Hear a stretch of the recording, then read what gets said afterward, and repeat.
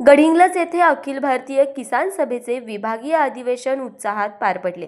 संविधानाच्या प्रास्ताविकेच्या वाचनाने अधिवेशनाची सुरुवात झाली। अध्यक्षस्थानी ॲडव्होकेट दशरथ दळवी होते। उद्घाटनपर भाषणात प्राचार्य ए.बी. पाटील यांनी शेतकऱ्यांनी संघटित होऊन हमीभाव व हक्कासाठी संघर्ष करण्याचे आवाहन केले। अध्यक्षीय भाषणात ॲडव्होकेट दशरथ दळवी यांनी आधुनिक पद्धतीने संघटन बळकट करण्यावर भर दिला। प्रमुख पाहुणे कॉम्रेड शिवाजी मगदुम यांनी शेतकरी, कामगार व शेतमजुरांना एकत्र करून संघटनेची ताकद वाढवण्याचे सांगितले।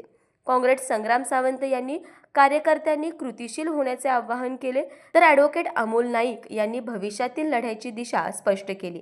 अधिवेशनात कर्जमाफी, दीडपट हमीभावाचा कायदा, वीज बिल माफी, 8 ते 10 तास वीज पुरवठा, वन्यप्राणी नुकसान भरपाई, काजू उद्योग, आजरा घनसात तांदळाला मदत, देवस्थान व वनजमिनी शेतकऱ्यांच्या नावावर करण्यासह एकूण 14 ठराव मंजूर करण्यात आले। यावेळी कॉम्रेड शिवाजी गुरव, संदीप बोगणे, शिवाजी किलबिले, संभाजी मोहिते, लक्ष्मण पाचापुरे, समीर खेडकर, शशिकला देशमुख, बाळासाहेब कामते, प्रकाश कुंभार, कृष्णा कांबळे, सुरेश पताडे, अनिल सुतार, सुरेश पाथरटकर, रवी भोसले, हनुमंत गुरव आदीसह अनेक कार्यकर्ते उपस्थित होते।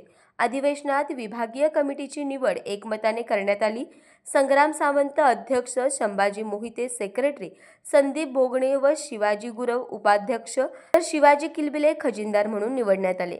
कार्यक्रमाचे आभार कॉम्रेड शिवाजी गुरव यांनी मानले, तर तारा न्यूजसाठी आजरा प्रतिनिधी हसन तकिलदार।